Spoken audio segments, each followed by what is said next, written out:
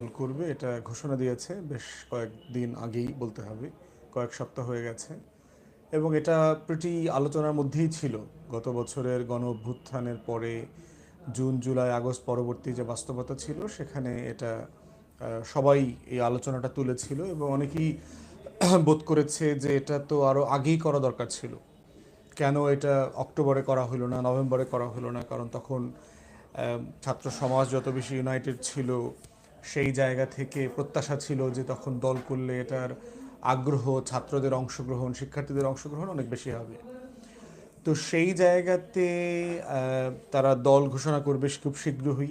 ধারণা করছি যে আমরা এই মাসের মধ্যে তারা ঘোষণা করবে। তারা ছাত্র সংগঠন করবার একটা ঘোষণা দিয়েছে এবং তারা একটা টিমও ঘোষণা করে দিয়েছে, সেখানে দেখলাম। তো সব মিলায়ে যেহেতু এই পুরো তরুণ জনগোষ্ঠীর সাথে আমি বহুদিন থেকে কাজ করছি কোনো না কোনো ফর্মে, তাদের নেতৃবৃন্দর সাথে আমরা খুব ক্লোজলি কাজ করছি, কানেক্টেড ছিলাম আন্দোলনের আগে পরে। এবং সবাই আমাদের সহজ, খুবই কাছের অনুজ, ভালোবাসার সহযোদ্ধা ভাই বোনরা যারা আছেন আর কি। তো আমার কিছু মূল্যায়ন আমি এই বিষয়ে তুলে ধরছি আর কি। প্রথম কথা হচ্ছে যে একটা বিশাল স্বপ্নের জায়গা আছে, যে বাংলাদেশের ইতিহাসের সবচেয়ে নৃশংসতম গণহত্যাকে চ্যালেঞ্জ করে এই রাষ্ট্রের সবচেয়ে বড় ফ্যাসিস্ট অর্গানাইজেশন, এন্টিটি এবং রাজনৈতিক যে সত্তা ছিল সেটাকে তারা ওভারথ্রো করেছে এই জুলাই আগস্টের সময়টাতে। এটা একটা হিস্টোরিক ব্যাপার। এবং এই কাজটা বাংলাদেশের ইতিহাসের শুধু না, পাকিস্তান আন্দোলনের পুরো সময় ধরলে, পাকিস্তান পিরিয়ডের সময় ধরলেও এটা খুব বড় ঘটনা। এই লেভেলের গণ অভ্যুত্থান, এই লেভেলের অংশগ্রহণ আমরা আমাদের নিকট অতীত ইতিহাসে দেখি নাই।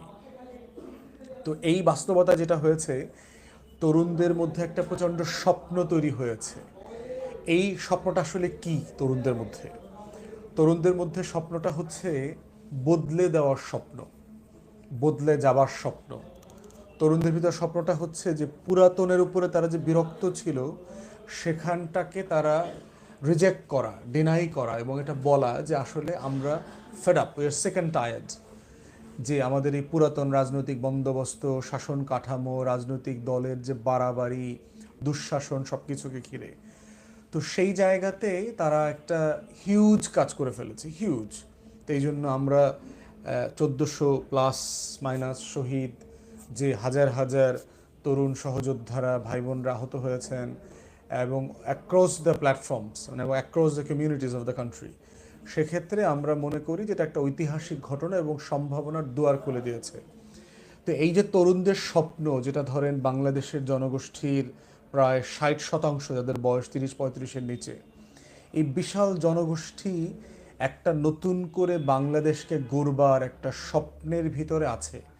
এবং এটা আমি মাঝে মধ্যেই বলি যে যখন জিজ্ঞেস করা হয় যে শেখ হাসিনার কি আসলে কোনো অবদান আছে কিনা 16 বছর, আমি বলি যে হ্যাঁ আছে, দু একটা অবদান অবশ্যই আছে।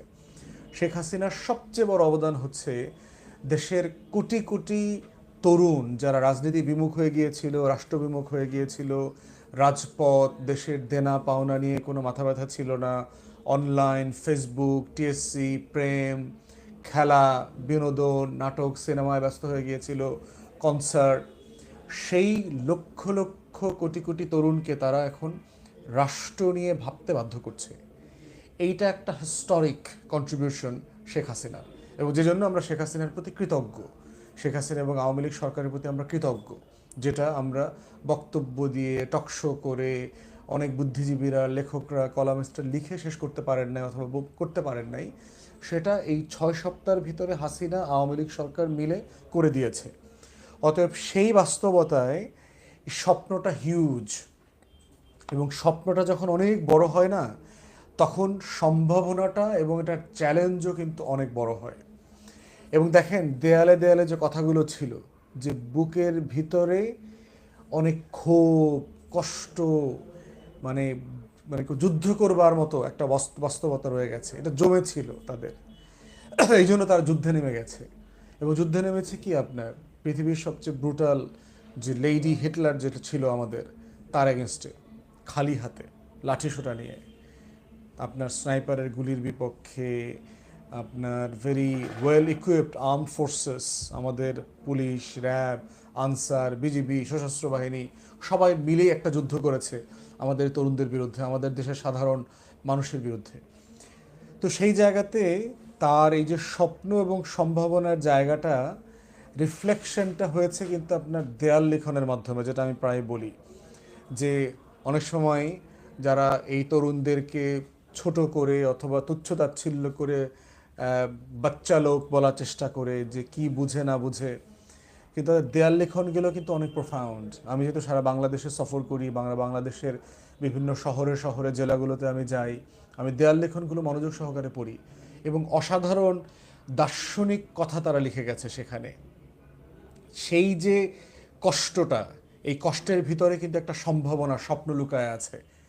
এখন সেই বাস্তবতার আলোকে যখন আমাদের এই তরুণ অনুজরা দল করবার জন্য প্রস্তুতি নিচ্ছে এবং প্রচুর সোশ্যাল মিডিয়াতে নেটিজেনদের যে কমিউনিটি আছে সেখানে আলোচনা হচ্ছে, তর্ক বিতর্ক হচ্ছে, পক্ষে বিপক্ষে মন্তব্য আসছে, কথাবার্তা হচ্ছে, তো সেইটা কিন্তু একটা বড় জায়গা যে এটাকে কিভাবে নারিশ করা যায়, কাল্টিভেট করা যায়। তো সেক্ষেত্রে আমি এই তরুণ সহযোদ্ধাদেরকে আমাদের ইতিহাসের দুইটা এক্সাম্পল তুলে ধরছি তাদের বিবেচনা করবার জন্য। কারণ আমরা আমরা বোধ করছি যে ইতিহাসের সিমিলার ঘটনাগুলোতে, সিমিলার ইনসিডেন্টগুলোতে কী ধরনের সংকট তৈরি হয়েছিল, সেটা তখনকার ছাত্র সমাজ, ছাত্রনেতারা ডিল করতে পেরেছিলেন কিনা, না করতে পারলে সেখান থেকে আমাদের এই প্রজন্মের তরুণ সমাজের শিক্ষার কিছু আছে কিনা সেটা বোঝার ব্যাপার আছে। একটা এক্সাম্পল হচ্ছে জাসদ। ৭২ সালে ছাত্রলীগ ভেঙে জাসদ তৈরি হয়েছে এবং শেখ মুজিবুর রহমান কোন কনভেনশনে যাবেন, ছাত্র সংগঠনের কোন প্রোগ্রামটাতে যাবেন, সে কি আসম আব্দুর রব দের যে সংগঠন ছিল, মেজর জলিল, এই গ্রুপের প্রোগ্রামে যাবেন, সিরাজুল আলম খান যেটা নারিশ করেছেন সবচেয়ে স্মার্ট ডায়নামিক শ্রেণীতে, এখানে যাবেন, না শেখ মনি তাড়িত যে অংশটা মুজিববাদের যে অংশটা, সেই অংশে যাবেন? সেটা নিয়ে শেখ মুজিব পরবর্তীতে শেখ মনির অ্যাডভাইসে ছাত্রলীগের যে গ্রুপে গেছেন তারাই ছাত্রলীগ আকারে পরবর্তীতে কন্টিনিউ করেছে। যারা যেখানে যান নাই তারা তখন জাসদ আকারে প্রকাশিত হয়। এবং জাসদ তখন ছিল বাংলাদেশের ছাত্র রাজনীতি তখনকার সময়ের সবচেয়ে মেধাবী, তরুণ, ডায়নামিক। ছাত্রলীগের ভিতরে যে কজন ছিল তারা আলাদা হয়ে আসছে এবং এর বাইরেও তরুণ সমাজের একটা অংশ এখানে যোগ হয়েছিল। জাসদের হিস্ট্রি পড়লে দেখবেন যে যে পরিমাণ ডায়নামিজম তারা তৈরি করেছে, ক্যারিশমেটিক লিডারশিপ তৈরি করেছে, ক্যাম্পাসে ক্যাম্পাসে, কলেজে, বিশ্ববিদ্যালয়ে তারা ছাত্র সংসদ নির্বাচনগুলোতে যেভাবে জিতেছে, পুরো ছাত্র সমাজকে তারা ঐক্যবদ্ধ করেছে এবং শেখ মুজিবের শাসনকে চ্যালেঞ্জ করেছে। ৭৩-এর নির্বাচন বলেন, জাতীয় নির্বাচন বলেন, ডাকসুর নির্বাচন বলেন, প্রত্যেকটা জায়গায় শেখ মুজিবকে চ্যালেঞ্জ করেছে। এই ঢাকার ভারতীয় হাই কমিশনার পর্যন্ত রেড দিয়েছে, সেখানে জাসদের নেতাকর্মীরা মারা গেছে, আহত হয়েছে, অনেকেই জেলে ছিলেন। জাসদ প্রচুর কু করেছে। ৭৫-৭৫-এর আগস্ট বলেন, নভেম্বর বলেন, তারপরে ৭৭, ৭৮, ৭৯, ৮০, জিয়াউর রহমান সাহেবের পুরো পিরিয়ড, এই পিরিয়ডে জাসদ খুব অ্যাক্টিভ রোল প্লে করেছে ছাত্র সমাজের রাজনীতিতে। এবং সেই রাজনীতির অংশ হিসাবে ৮০-এর দশকে, ৯০-এর দশকে আমরা দেখেছি যে ক্যাম্পাসগুলোতে এবং বাইরে জাসদ ছাত্রলীগ কত অ্যাক্টিভ সংগঠন ছিল, কত বড় সংগঠন ছিল। কিন্তু সেই সংগঠনটা কিন্তু ছাত্রদের দ্বারা পরিচালিত সংগঠন ছিল তখনকার সমাজের, ছাত্র সমাজের। ডাকসুর আসম আব্দুর রব সাথে ডাকসুর ভিপি ছিলেন, এরপরে হচ্ছে আপনার মেজর জলিল থেকে শুরু করে আপনার সেনা কর্মকর্তারা যারা ছিলেন, যারা মুক্তিযোদ্ধা ছিলেন, বিপ্লবী ছিলেন, তাদের অনেকেই এসে জাসদের সাথে পরবর্তীতে যুক্ত হয়েছেন। তো এই সব কিছু মিলিয়ে সংকটটা কোথায়, কেন এই দলটা সার্ভাইভ করলো না, কেন তারা মোটা দাগে একটা এই বিশাল তরুণকে সংগঠিত করবার পরেও বড় রাজনৈতিক দল হইতে পারল না, এই জায়গাটা আমাদের বোঝা জরুরি। এবং তাদের ওইখান থেকে, ওই ঘটনা থেকে, জীবনের ওই এপিসোড থেকে শেখার কি আছে, সেই জায়গাটা আমাদের বোঝাটা জরুরি বলে আমি বোধ করছি। আর তরুণ আমাদের শিক্ষার্থী যারা অনুজরা আছেন তাদের জন্য সেকেন্ড এক্সাম্পল হচ্ছে গণ অধিকার পরিষদ। 2017-18 যে কোটা বিরোধী আন্দোলন, এটার পটভূমিতে যে ছাত্র সংগঠন, ছাত্র কাঠামো ছিল, সেখান থেকে তারা মূল সংগঠন তৈরি করলেন এবং এর পরবর্তীতে তারা সম্ভবত 21-এ সংগঠন জাতীয় রাজনৈতিক দল তৈরি করলেন এবং এরপরে এসে এখন তারা রাজনৈতিক দল আকারে নিবন্ধিত হয়েছেন। তাদের ভিতরে স্প্লিট হয়েছে, দুইটা গ্রুপ আলাদা হয়ে গেছে, আবার কেউ কেউ আগের প্ল্যাটফর্মে ফিরে গেছেন। তো সব কিছু মিলিয়ে তারাও কিন্তু তরুণরা ছিলেন, প্রায় একই বয়সের, senior junior, Dhaka university base ডিপার্টমেন্টের, বিভিন্ন ডিপার্টমেন্টের ছেলে মেয়েরা, এবং একটা উদ্দীপ্ত জনগোষ্ঠীকে তারা মোবিলাইজ করেছিল 2017-18-তে। কেন এই বিশাল তরুণদের একটা সম্ভাবনার যে রাজনীতি, এটা কেন বড় আকারে প্রস্ফুটিত হলো না, সেটাও কিন্তু একটা বড় কেস স্টাডি আমাদের জন্য, আমাদের পলিটিক্যাল হিস্ট্রি বোঝার জন্য। এবং আজকে যারা 24-এর গণ অভ্যুত্থানে নেতৃত্ব দিয়েছেন অথবা অংশগ্রহণ করেছেন অথবা সরকারি দায়িত্ব পালন করছেন অথবা নতুন রাজনৈতিক দল হলে পরে সেখানে দায়িত্ব পালন করবেন, এই যে পুরো টিম, প্রিটি ছাত্র সমাজের টিম আসলে, যাদের বয়স 30-এর নিচে, অনেক নিচে, এবং যারা খুবই ক্লোজ একজন আরেকজনের, 1-2 ব্যাচ সিনিয়র জুনিয়র, বড় ভাই ছোট ভাই, এরকম হলের মেসের। অতএব তাদেরকে কিন্তু এই দুইটা ঘটনা খুব সিরিয়াস স্টাডি করা দরকার, যে কোথায় কোথায় এই বড় সম্ভাবনাগুলো, এত স্বপ্ন নিয়ে তারুণ্যের, যারা পরিবর্তন করেছিল, পরিবর্তনে যুক্ত ছিল, জাসদের একটা বিশাল জনগোষ্ঠী মুক্তিযোদ্ধা ছিলেন, 71-এর রণাঙ্গনে যারা যুদ্ধ করেছেন, হাজারে হাজারে শহীদ হয়েছেন, সেই বেঙ্গল নিউক্লিয়াসের আমল থেকে সিরাজুল আলম খানের তত্ত্বাবধানে যারা মিলিটারি ট্রেনিং নিচ্ছিলেন, এখানে ভারতেরও ইনভলভমেন্ট ছিল জাসদ তৈরি করার ব্যাপারে আগে থেকেই। তো সেই জায়গাতে এই বিশাল জনগোষ্ঠী যোদ্ধা যারা বিপ্লব করেছে, দেশ স্বাধীন করেছে, তারা রাজনীতিতে এসে কেন ফেল করলো? ঠিক একই রকম 17-18-তে যাদের নেতৃত্বে সারা বাংলাদেশের ছাত্র সমাজ রাস্তায় নেমেছিল, সেই লক্ষ লক্ষ তরুণ তরুণীদের কতজন আসলে রাজনীতিতে আছেন? কেন নাই? দল আকারে তার সার্ভাইভালের সংকটটা কোথায়? তো সেই জায়গায় আমি বোধ করছি যে এই নতুন ছাত্র সংগঠনকে আমরা চাচ্ছি যে নতুন তরুণদের যে রাজনৈতিক দল হবে, তারা এই জায়গাগুলো থেকে শিক্ষা নেবে, লেসন নেবে। এবং আমি কয়েকটা অবজারভেশন বলছি আর কি, যে একটা বিষয় হচ্ছে যে একসাথে কাজ করতে পারাটা একটা বড় চ্যালেঞ্জ, খুব জটিল। আমরা যেহেতু নিজেরাও রাজনৈতিক কর্মী, ডান বাম, রাজনৈতিক অরাজনৈতিক, পেশাজীবী, বিভিন্ন জনগোষ্ঠী থেকে যখন লোকজন রাজনীতির প্ল্যাটফর্মে আসেন, তখন তাদেরকে একটা মেল্টিং পটের ভিতরে রেখে একটা কমন জায়গাতে ঐক্যবদ্ধ করা এবং রাখা, এবং একটা কমন ভিশন, স্বপ্নের দিকে এগিয়ে নিয়ে যাওয়াটা, এটা বড় চ্যালেঞ্জ। এবং সেখানে যারা নেতৃত্ব দেবেন, লিডারশিপকে অনেক উদার হতে হবে, সবাইকে অ্যাকোমোডেট করবার মতো। নেতৃত্বের হতে হবে আপনার পানির মতো, আয়নার মতো, যে সবাই এই নেতার দিকে তাকালে পরে যেন নিজের মনে হয় আমার নেতা, উনি আমার লিডার, উনি উনি আমার কথা শুনবেন, সমস্যাটা সমাধান করবেন।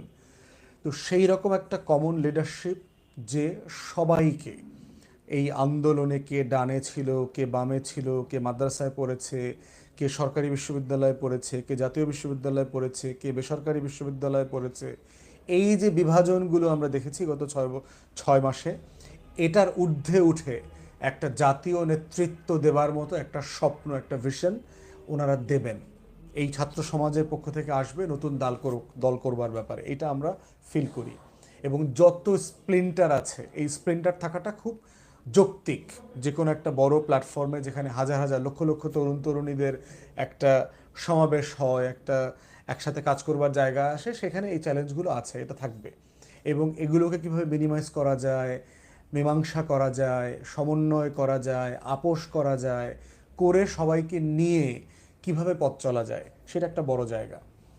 দ্বিতীয়ত হচ্ছে যারা এখানে এই টিমে কাজ করছেন, নেতৃত্ব দিচ্ছেন, বয়সের কারণে তাদের সিনিয়র জুনিয়রের লিডারশিপের একটা একটা সীমাবদ্ধতা, আমি বলবো এটা আমাদের প্রত্যেক বয়সের সীমাবদ্ধতা আছে। তো সেক্ষেত্রে তাদের অ্যাডভাইজার সিলেক্ট করা, কাদের পরামর্শে দল চালাচ্ছেন, এবং নিজেদের ভিতরে টিম করে পরামর্শ করাটা খুব জরুরি। যখন তখন ফেসবুকে স্ট্যাটাস দেওয়া, পক্ষে দেওয়া, বিপক্ষে দেওয়া, অমুকের চরিত্র নষ্ট করা, অমুক এটা বলেন নাই, অমুককে হেয় করা, ছোট করা, সব অবদান এক বাক্সে নেওয়া, আবার কিছু অবদান অন্যকে দিয়ে দেওয়া, এই মনস্তত্ত্ব থেকে বের হয়ে এসে সবাইকে নিজের করা, সবাইকে নিজের অবদানটা শেয়ার করা। যে কারো অবদান যদি 1%ও হয়, তাকে 10%-এর স্বীকৃতি দিতে সমস্যা কোথায়? যেই ছাত্র সমাজ সবাই মিলে কাঁধে কাঁধ মিলিয়ে রক্ত দেবার জন্য লড়াই করেছে, তারা সবাই তো আমাদের জন্য হিরো। তারা সবাই আমাদের সেই স্বপ্নের যে বীরত্বের তরুণ তরুণীরা। তো সবাই গুরুত্বপূর্ণ, সবাইকে এই গুরুত্বের জায়গাটাতে যেন আমরা কাউকে ছোট না করি। তৃতীয়ত হচ্ছে এক্সক্লুশনের মেন্টালিটি, যে অমুককে বাতিল করে দেওয়া, অমুককে খারিজ করে দেওয়া, মতাদর্শিক লাইনে, ধর্মীয় লাইনে, অথবা আস্তিকতা নাস্তিকতার লাইনে, ডান বামের লাইনে, কোনো লাইনে আমরা আশা করব এই তরুণ সমাজ যেন কাউকে খারিজ করে না দেয়। একটা ইনক্লুসিভ পলিটিক্সের কথা যেহেতু বলা হচ্ছে, আমরা দেখতে চাই এই তরুণ সমাজ সেই ইনক্লুসিভিটির প্রমাণ দেবে। কারণ এই তরুণরাই কিন্তু দেয়ালে দেয়ালে লিখেছে যে নতুন রাজনৈতিক বন্দোবস্ত চাই, পুরাতন ফ্যাসিবাদী বন্দোবস্তের বিলোপ চাই। তাহলে আমি অন্যকে খারিজ করে দেওয়াটা তো নতুন রাজনৈতিক বন্দোবস্ত না, অন্যের অবদানকে ছোট করা তো নতুন রাজনৈতিক বন্দোবস্ত না। ফেসবুকে যখন তখন যাকে তাকে নিয়ে হেয় মন্তব্য করা, পক্ষে বিপক্ষে লেখে তর্ক বিতর্ক তৈরি করা তো একটা টিম ওয়ার্ক, টিম লিডারশিপের বৈশিষ্ট্য না। তো সেখানে আমরা আশা করব তরুণরা যেন এই বিষয়গুলোতে নজর দেন। চতুর্থত হচ্ছে আপনার রাজনীতিটাকে, এটা আমরা দেখতে চাই। যেমন ধরেন জাসদ একটা বৈজ্ঞানিক সমাজতন্ত্রের আইডিয়া নিয়ে আসছে। বৈজ্ঞানিক সমাজতন্ত্র খুব একটা ফাউল জিনিস। সমাজতন্ত্র জিনিসটাই তো বিলুপ্ত হয়ে গেছে পৃথিবী থেকে এখন, এটার আবার বৈজ্ঞানিক জিনিস কি হয়? তো সব কিছু মিলায় একটি জাসদ যে আইডিয়াটা ফ্লট করেছিল, তখন কিন্তু আপনার আইডিয়াটা তরুণরা নিয়েছিল প্রচণ্ড রকম, কিন্তু ক্রিটিক্যালি বিবেচনা করার পরে এই আইডিয়াটা আসলে আর রাখার মতো ছিল না। এই আইডিয়াটাকে কেন্দ্র করে তারা অস্ত্র হাতে তুলে নিয়েছে, গণবাহিনী করেছে, সশস্ত্র বিপ্লব করবার ধারণা তারা নিয়েছে, এবং এর ভিতরে তারা ভারতীয় গোয়েন্দা সংস্থার জালে পড়েছে, অনেক অন্যায্য কাজ করেছে, বিপ্লবের নামে যাকে তাকে খুন খারাপি করা, গুন্ডামি, মাস্তানি, ডাকাতি সবই জাসদ করেছে। তো সেই জায়গাতে এইটার রাজনীতিটা কি নতুন রাজনৈতিক দলের, সেই নতুন রাজনৈতিক দলের রাজনীতিটা পরিষ্কার করতে হবে দেশের মানুষের সামনে, আমরা দেখতে চাই। কারণ আমাদের স্বপ্ন, আমাদের আকাঙ্ক্ষা গণ অভ্যুত্থানকে ঘিরে, 24কে ঘিরে, সেটা যেন রিফ্লেক্টেড হয় এই রাজনীতিতে, সেটা আমরা দেখতে চাই। পঞ্চমত হচ্ছে কোনো ধরনের র্যাডিক্যাল এলিমেন্ট আমরা দেখতে চাই না এখানে, দেশবাসী দেখতে চায় না ছাত্রদের মধ্যে, তারা ছাত্রদেরকে আসলে একসাথে দেখতে চায়। কোনো র্যাডিক্যাল এলিমেন্ট যদি আসে, যে আন্ডারগ্রাউন্ড পলিটিক্স করার লোক, এক্সট্রিম ডক্ট্রিনাল পলিটিক্স করার লোক, ডানে বামে যে কোনো জায়গা থেকে, যে অন্যর রাজনীতিটাকে নিতে পারে না, অন্যের চিন্তাকে আদর্শকে ধারণ করতে পারে না, সম্মান করতে পারে না, সেই জায়গাটা যেন আমরা না দেখি। আমরা চাই তরুণরা ইনক্লুসিভিটির জায়গা মাথায় রেখে র্যাডিক্যাল পজিশনটা বাদ দিয়ে সেন্টারে এসে পলিটিক্স করবে, কেন্দ্রীয় রাজনীতিটা করবে। তো এই সব কিছু মিলিয়ে নতুন রাজনৈতিক বন্দোবস্তের যে দেয়াল লিখনটা, এটা কিন্তু কাজে তরুণদেরকেই প্রমাণ করতে হবে সেটা আসলে কি। আমরা যেমন আমাদের জায়গা থেকে নতুন রাজনীতিটা আমরা বলছি, একটা একটা দার্শনিক ভিত্তি দেবার চেষ্টা করছি যে নতুন রাজনীতি বলতে আসলে আমরা কি বুঝাচ্ছি, ঠিক তেমনি 24-এর গণ অভ্যুত্থানের এই যে বিপ্লবী তরুণ তরুণীরা আছেন, তারাও যখন এই রাজনীতিতে আসছেন, তাদেরকে এই রাজনীতির একটা পরিষ্কার রোডম্যাপ দিতে হবে যে সেটা তারা কিভাবে মেনটেন করবেন। রাজনৈতিক দল করবার আরেকটা বড় চ্যালেঞ্জের জায়গা হচ্ছে অর্থ ব্যবস্থাপনা করা। নেতাদের আর্থিক লেনদেন, নেতা নেতৃস্থানীয় যারা থাকবেন তাদের সচ্ছলতার প্রশ্ন, তাদের খরচের প্রশ্ন, তারা কিভাবে জীবনযাপন করছেন, তার প্রত্যেকটা বিষয় যেন খুব স্বচ্ছ থাকে। এর আগে আমরা বিভিন্ন রাজনৈতিক দল, উদীয়মান, নবীন, প্রবীণ সবাইকে দেখেছি কিভাবে লেনদেনের স্বচ্ছতার অভাবের কারণে তারা একদম হারিয়ে গেছে, সমালোচিত হয়ে গেছে, তার রাজনীতি নষ্ট হয়ে গেছে, বিকাশ নগদের ট্রল তাদের নামে পরিচিত হয়েছে। তো সেটা আমরা দেখতে চাই যে নতুন রাজনীতির মানে হচ্ছে যে একটা একটা নতুন স্বচ্ছতার জায়গা এখানে তৈরি হবে। আর একটা বিষয় হচ্ছে এই নতুন রাজনীতির জায়গায় আমরা দেখতে চাই তারা নিজেদের দলের ভিতরে গণতন্ত্রের চর্চা অব্যাহত রাখছেন কিনা। কারণ ফ্যাসিবাদ বিরোধী বন্দোবস্তের একটা বড় জায়গা হচ্ছে যে আমি ভিন্ন মত মেনে নেব, আমি ভিন্ন মতকে লালন করব, পালন করব, সম্মান করব, এবং তারপর একটা গণতান্ত্রিক পন্থা, একটা ভোটাভুটির মাধ্যমে এটাকে আমরা সিদ্ধান্ত আকারে অ্যাডপ্ট করব। তো সেই জায়গাটাও তরুণদের মধ্যে আমরা দেখতে চাই যে সবাইকে নিয়ে এই গণতান্ত্রিক মূল্যবোধ চর্চার জায়গাটা তারা ধরে রাখতে পারছে কিনা। তো এই সব মিলিয়ে আমার বিনীত অনুরোধ হচ্ছে এই তরুণ বিপ্লবীদের কাছে যে জাসদ, গণ অধিকার পরিষদ, এই দুইটা প্ল্যাটফর্মের সাকসেস ফেইলিয়ার, তাদের এই হিস্টোরিক্যাল জায়গাটা খুব ক্লোজলি বোঝা দরকার। বুঝতে পারলে তাদের ঐতিহাসিক জায়গা থেকে যদি শিক্ষা নেওয়া যায়, তাহলে ভুল ত্রুটিগুলো অনেক কমে যাবে এবং যত কম ভুল ত্রুটি নিয়ে একটা বাস্তব ভিত্তিক রাজনৈতিক ম্যানিফেস্টেশন তৈরি করা যায়, তত বেশি জনগণের কাতারে যাওয়া, দাঁড়ানো, তাদের হয়ে কথা বলা, ফ্যাসিবাদ বিরোধী লড়াইটা একসাথে করা, সেটা গুরুত্বপূর্ণ হবে এবং সেটা সফল হওয়ার সম্ভাবনা বেশি থাকবে। সর্বশেষ যেটা বলে শেষ করব সেটা হচ্ছে জাতীয় রাজনীতিতে শত্রু, বন্ধু, মিত্র ঠিক করা। যে এই তরুণ বিপ্লবীরা রাজনীতিতে আসছে, তারা সংস্কার, বিচার, নির্বাচন, এই টোটাল গণ অভ্যুত্থানের যে পরিক্রমা, আমার ৭১-এর মুক্তির লড়াই, আমার ৪৭-এর জমিদারি প্রথা বিলুপ্ত করার যে পাকিস্তানি আন্দোলন, সেই পুরো জায়গাগুলোকে নিয়ে তার নতুন রাজনীতিতে শত্রু মিত্র ঠিক করতে হবে। কে আমার বন্ধু, কে আমার শত্রু এই রাজনীতিতে, দেশে কারা, দেশের বাইরে কারা, এই সবটা মিলিয়েই হচ্ছে নতুন রাজনীতির বয়ান তৈরি হবে। রাজনীতির এই নতুন মেরুকরণে যদি আমরা নতুন বন্ধু শত্রু চিনতে ভুল করি, তাহলে যেটা হবে যে আমরা ছোট শত্রু খুঁজে বের করব, বড় শত্রুর দিকে আমাদের নজর পড়বে না। যার সাথে আমার দ্বিমত হচ্ছে তাকেই আমি শত্রু মনে করব, কিন্তু আসলে সে আমার শত্রু না, সে আসলে আমার বন্ধু ওয়াইডার সার্কেলে, কিন্তু আমার সাথে এখন মতের মিল হচ্ছে। কোনটা মতের মিল, কোনটা সহনীয়ভাবে আমি মেনে নেব, আর কোনটা মতের মিল না, কোনটা হচ্ছে পার্মানেন্ট এনিমি পজিশন, যে আমি এটাকে ব্যাপারে আমার কম্প্রোমাইজ হবে না, সেই জায়গাগুলো এই নতুন রাজনীতিকে পরিষ্কার করতে হবে, নেতৃবৃন্দকে পরিষ্কার করতে হবে। আমি তাদের শুভকামনা করছি, তরুণদেরকে আহ্বান করছি, একটা ঐতিহাসিক মুহূর্ত আসছে বাংলাদেশের ইতিহাস বদলে দেওয়ার, এই বাংলাদেশটাকে তার রাজনীতি বদলে দেওয়ার।